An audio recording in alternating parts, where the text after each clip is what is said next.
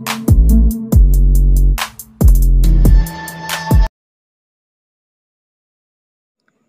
guys and girls, இந்த வீடியோவில் 10th standard சிபிஎஸ்சிக்கான சாம்பிள் கொஷின் பேப்பர் 2025-26 பார்க்க போகிறோம். ஆல்ரெடி சிபிஎஸ்சியோடைய தமிழ் கொஷின் பேட்டர்ன் அப்லோட் பண்ணியிருப்போம். இன்கேஸ் பார்க்கல அப்படின்னா டிஸ்கிரிப்ஷனில் லிங்க் கொடுக்குறேன், போய் செக் பண்ணி பாருங்கள். ஃபஸ்ட்டு பகுதியா அன்சீன் பேசேஜ் 10 மார்க்ஸு கொடுத்துருப்பாங்க. 2 பேசேஜ் இருக்கும்ப்பா. ஃபஸ்ட்டு பேசேஜ் வந்து எப்படி இருக்கும்னா எம்சிக்யூ டைப்பில் ஆன்சர் பண்ணுற மாதிரி இருக்கும். செகண்ட் பேசேஜ் தான் வந்து நீங்கள் சென்டென்ஸாக எழுதுகிற மாதிரி இருக்கும். பின்வரும் உரைநடை பகுதியை படித்து கொடுக்கப்பட்ட பலவுள் தெரிவு வினாக்களுக்கு ஏற்ற விடை எழுதுக. இந்த பேராகிராஃபை ஃபஸ்ட் நல்லா படிச்சுக்கோங்க. இக்காலத்தில் விருந்து யாருக்கு தரப்படுகிறது? அறிமுக மாணவர்க்கும் பசி அறியாதவர்க்கும். இன்றுள்ள புதிய விருந்து முறைக்கு எது அடிப்படையாக உள்ளது? தன்னல அடிப்படை. இத்தகைய விருந்தில் யாருக்கு இடமில்லை? செல்வமும் செல்வாக்கு இல்லாதவர்க்கும். விருந்தோம்பலை எப்போது செய்ய வேண்டும் என்கிறார் திருவள்ளுவர். இந்த கொஸ்டின் வந்து 10ல் ஓரளவுக்கு டைரெக்டாக இல்லாமல் கொஞ்சம் ட்விஸ்ட் பண்ணி கேட்டிருப்பாங்க. நான் என்னதை இப்போ காமிக்கிறேன்.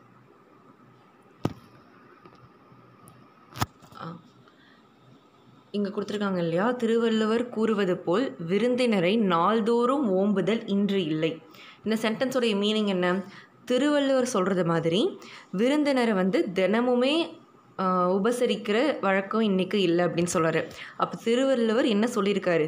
விருந்தினரை தினந்தோறும் உபசரிக்கணும். இதுதான் திருவள்ளுவர் சொல்கிற கருத்து. ஓகேவா? இப்போது உங்களுக்கு கொஷினில் என்ன கேட்டிருக்காங்க? விருந்தோம்பலை எப்போது செய்ய வேண்டும் என்கிறார் திருவள்ளுவர். திருவள்ளுவர் என்ன சொன்னார்? நாள்தோறும் செய்யணும் அப்படின்னு சொல்கிறாரு. திருவள்ளுவர் போற்றிய விருந்தோம்பல் யாருக்கானது?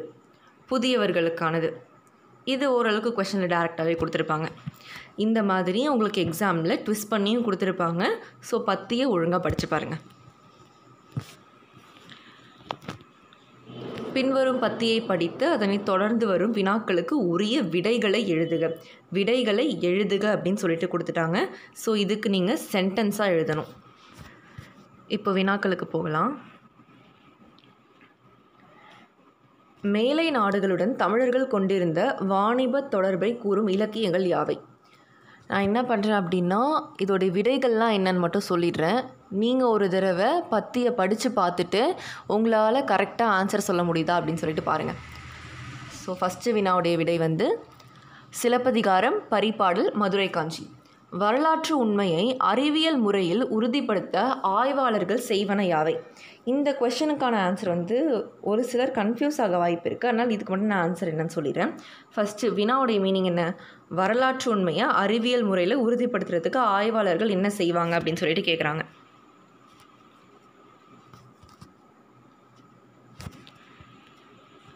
இந்த வரலாற்று உண்மையை அறிவியல் முறையில் உறுதிப்படுத்தும் விதத்தில் தொல்லியல் அகழாய்வுகளில் கரிம மாதிரிகள் கிடைத்துள்ளன.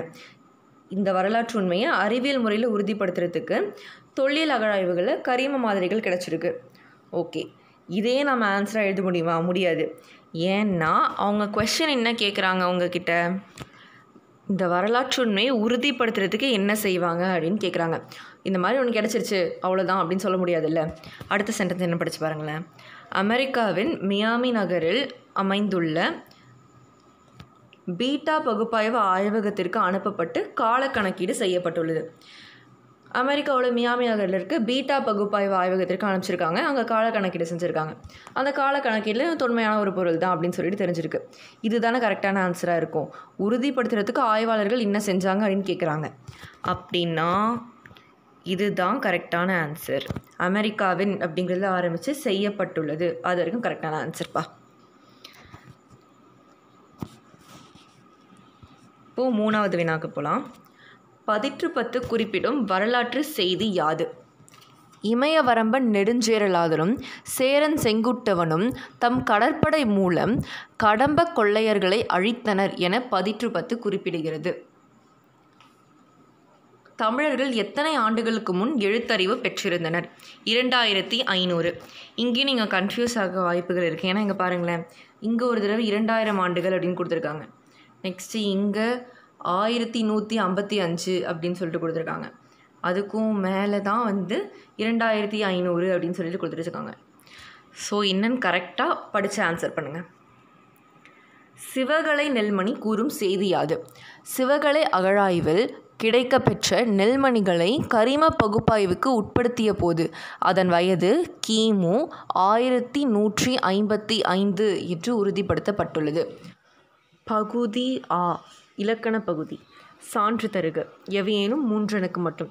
5 கொஷின் கொடுத்துருப்பாங்க, 3க்கு ஆன்சர் பண்ணணும். இலக்கண பகுதி எல்லாமே ஒவ்வொரு இருக்க இலக்கண பகுதியுமே வந்து தனியாக நாங்கள் ஒரு வீடியோ அப்லோட் பண்ணுறோம். இப்போதைக்கு ஆன்சர் என்ன அப்படிங்கிறத மட்டும் பார்த்துக்கோங்க. தொடர்மொழி அறம் வெல்க. உருவும் பயனும் உடன் தொக்க தொகை வானவில். மரபு வழாநிலை மாவிலை. வினை முற்று தொடர் படித்தான் பாரி. செய்யுளிசை அளபடை ஆ அலிய.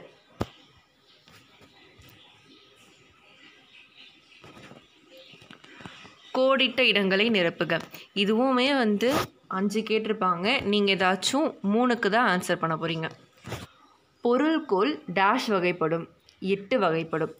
5 தொகைகளின் புறத்தே வேறு சில மறைந்து வரும் தொகை அன்மொழி தொகை. முதுவேனல் காலத்தை பொழுதாக உடைய திணைகள் மருதம் நெய்தல் பாலை. வெளிப்படை விடைகள் டேஷ் ஆகிய 3 ஆகும். சுட்டு மறை நேர். வினையை குறிக்காமல் வினை செய்தவனை குறிப்பது வினையால் அணையும். இலக்கண குறிப்பு எழுதுக. இதுலேயும் 5 கொடுத்துருப்பாங்க, ஏதாச்சும் 3க்கு தான் ஆன்சர் பண்ணணும். யானோ அரசன் இடைச்சொல் தொடர். நிலா நிலா ஓடிவா மரபு வழுவமைதி. சாணம் மெழுகினால் 3ஆம் வேற்றுமை தொகை. எங்கிறைவன் ஒற்றளபடை. புலிவில் கயல். புலிவில் கயல் உம்மை தொகை.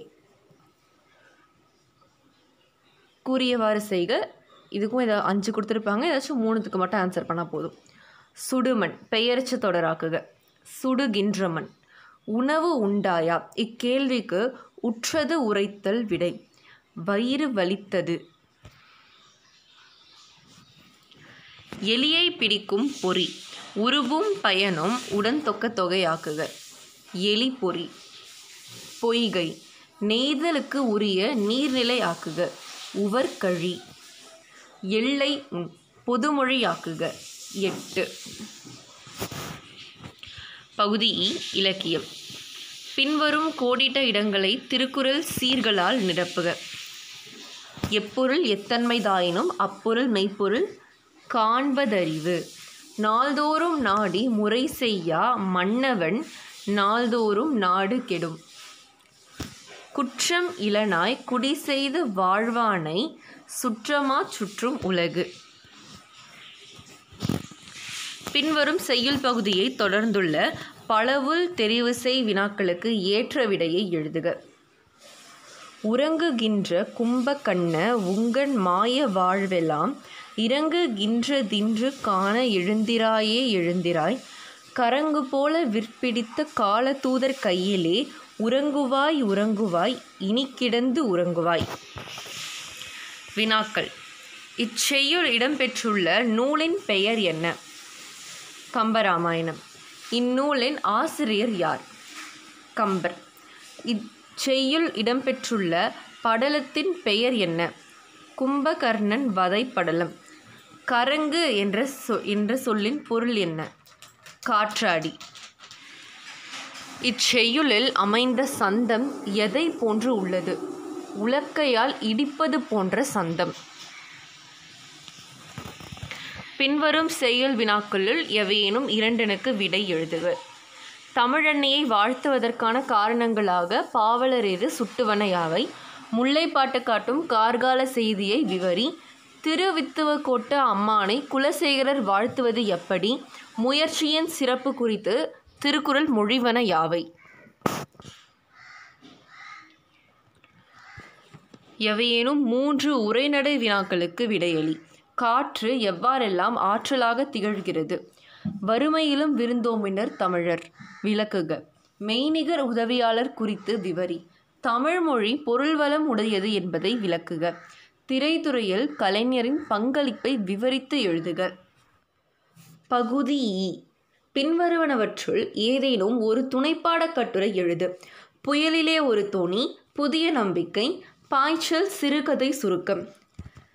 உங்களுக்கு 6 இயலில் இருக்க துணைப்பாடத்துக்குமே நெடுவினா நாங்கள் அப்லோட் பண்ணுறோம். லைன் பை லைன் எக்ஸ்பிளைன் பண்ணி அப்கமிங் டேஸில் கண்டிப்பாக அப்லோட் பண்ணுவோம். பகுதி உ. கீழ்காணும் காட்சியை கண்டு கவினுரை எழுதுக.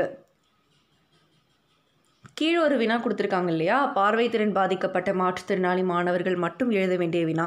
அது மாற்றுத்திறனாளி மாணவர்கள் மட்டும்தான் எழுதணும். நீங்கள் இந்த காட்சி மட்டும்தான் எழுதணும். கடிதம் எழுதுக. வருமான சான்றிதழ் வேண்டி வட்டாட்சியருக்கு விண்ணப்ப கடிதம் எழுதுக. அல்லது மனவளத்தை வளர்த்து கொள்ளும் முறை குறித்து அயலூர் நண்பனுக்கு கடிதம் எழுதுக. 2 கடிதங்களிலும் உன் முகவரி அ அறவாழி அல்லது அ நறுமுகை 10 சுடர்குடியிருப்பு அண்ணா நகர் மேற்கு சென்னை பின்கோடு கொடுத்துருக்காங்க என கொள்க. இந்த முகவரி யூஸ் பண்ணி தான் நீங்கள் லெட்டர் எழுதணும். வேறு எந்த முகவரியும் போடக்கூடாது. ஃப்ரம் அட்ரஸ் இருக்கு இல்லையா, அனுப்புனர், அதில் இந்த அட்ரஸ் தான் போடணும். ஏதேனும் ஒரு பகுதியின் குறிப்புகளை பயன்படுத்தி கட்டுரை ஒன்று எழுதுக. முன்னுரை. தகவல் ஊடகங்கள், ஊடக வகைகள், செய்தித்தாள், வானொலி, தொலைக்காட்சி, சமூக வலைத்தளங்கள், ஊடகத்தால் ஏற்படும் நன்மைகள், எதிர்மறை விளைவுகள். முடிவுரை. 2வது முன்னுரை. முன்தோன்றி மூத்த மொழி, இலக்கிய வளம், இலக்கணச் சிறப்பு, பழமையும் புதுமையும், அறிவியல் தமிழ், இணையத்தமிழ். முடிவுரை.